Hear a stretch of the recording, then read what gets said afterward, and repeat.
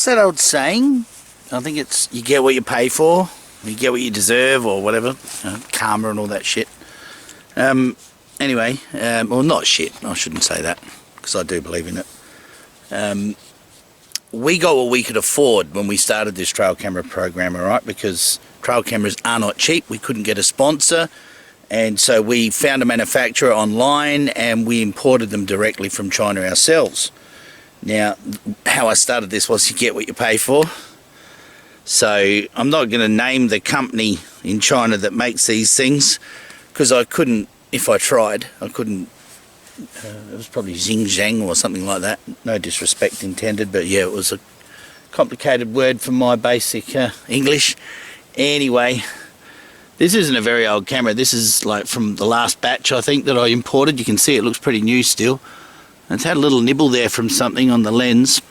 But to just open the camera and the latch fall off in your hand just goes to show how shit some of this Chinese product is that they flog off for a pretty decent price. And it, you know, we're not even halfway through winter and the plastic has broken down on the latches and it just falls off.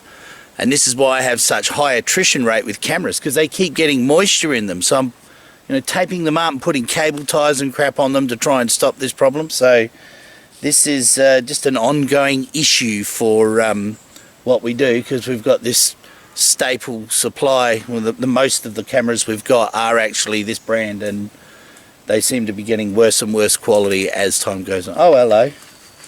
Here's Jess. Where you been? Chasing something, no doubt. Getting some exercise. Luckily, she virtually never ever catches anything, but there's a couple of rabbits at home she could take care of if she wanted to. Isn't that right, Jess? Hey? She's buggered. Anyway, the woes of being a thylacine enthusiast, hey? There you have it. How you doing, everybody? I've had a really crap day. I've lost things in the bush, had to go back find them. I've got cameras with the latches falling off. I've got all sorts of shit going on, but it's just been rewarded. Look at this, hey? Here's a redneck wallaby, and look what's happened to it. Something's taken its head. A little bit typical, isn't it? Don't find many of these in Tassie, but this one is bang on target. I've heard yipping in this area. I've had a sighting not too far from where I am right now, and this thing here is, I want to say 2 days old. It's a bit stiff, but yeah, yay. I got cameras in this area, and it's raining, as you can see. I'm getting a bit wet, but fingers crossed we get a yawny stripy thing on one of these cameras, because I'll tell you what, I've had a crap day. I've collected about 12 cameras today though anyway, but I'm going to head back and just load up all these cards and go through them, see what happens.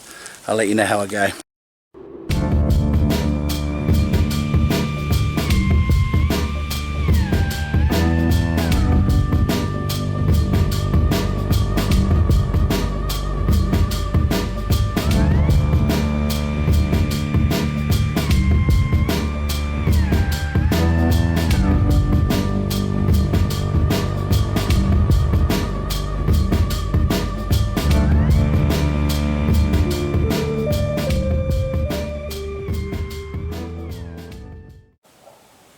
Afternoon.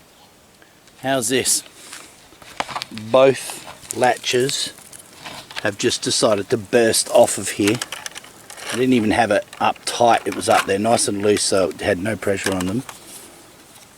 God knows how long this has been open. It's got a hole in the bloody glass where something's attacked it. And check this out, and this has been out in the rain for several months. It's still good.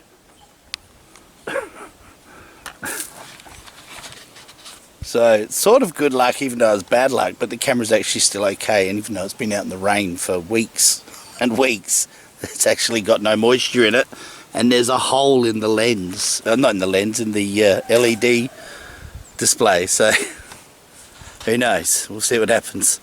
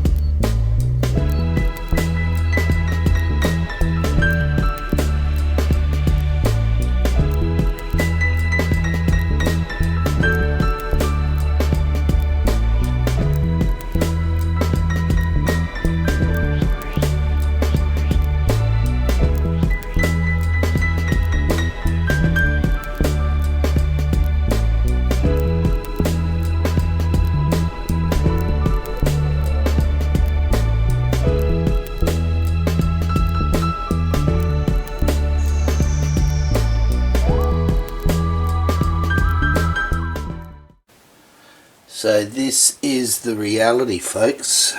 This is a large amount of cameras with moisture problems. Part of it is due to the fact that the cameras are not designed properly and they actually let moisture in, and the other part of it is due to the fact that the Tasmanian weather is so incredibly harsh on anything electrical that's outside. It cops a flogging from the cold weather. So, but yeah, they're not up to the scratch. Clearly they're not up to the design standards they're meant to be, sadly, but live and learn. So here I am at camera 21, I believe. You can see here something's had a bit of a chew on the hinge there. Something. Could be a possum, could be a quoll or a devil. But other than that, it looks relatively good. No moisture in it. Let's see if the latches fall off. Holy, it's a miracle. The latches stayed on.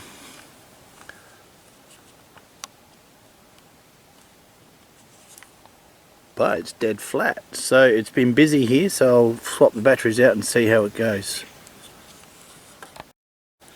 So I'm on the last half a dozen cameras here at this location where I've had a few. This poor bugger here is camera 63. As you can see, it's stuffed. Be lucky if that ever even turned on, never alone shorted out when you turned it on, the amount of water in it. The card's still in it. The card will be wet. It'll take a bit to dry. Put it in rice for a couple of weeks. That might bring it good. I don't think a person did that. I think an animal did that, because 63 was just over there pointing back that way, in that direction, and 60 was just here. And God knows where camera 60 went. But it's gone, and all they left behind was the base and the cable tie that had it on the tree, so I was getting things going in that way and this way. Hopefully we can get this dried out and find out who or what attacked the cameras. Could be interesting. Could be a person's face on there, or it could be something else, but if you have a look there, that looks like a rather large tooth hole right through the screen there. Somebody's had a good old munch on it right there. So I think an animal, I'm going to say a devil, probably attacked these because it didn't like its photo getting taken. I've had devils attack cameras before. They don't like them when they spot them. They come up and chew the faces on them. So I think these two cameras have fallen prey to devils or something else. But either way, the mystery's solved. We know what happened to camera 60. It's gone somewhere out there in the bush. I'll leave it with you.